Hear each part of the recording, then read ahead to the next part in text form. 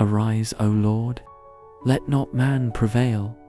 Let the heathen be judged in thy sight. Verse 18 offers comfort. The needy will not be forgotten.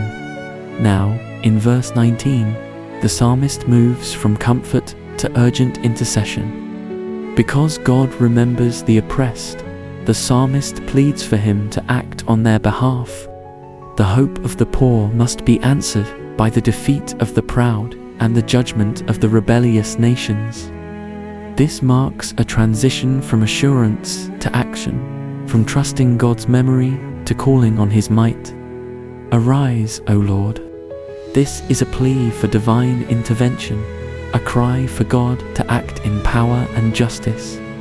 The psalmist, seeing the suffering of the righteous and the apparent success of the wicked, appeals to God to stand up as a warrior king, to rise from his throne and assert his authority in the world.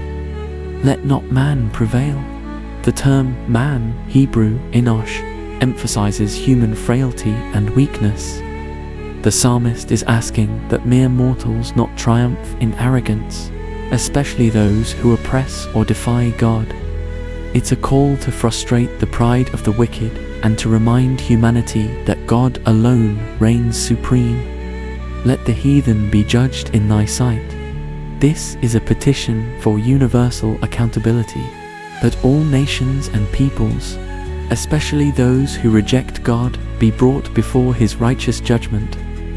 The psalmist desires that God's justice not be hidden but made public and undeniable, visible in thy sight, meaning under God's authority and standard.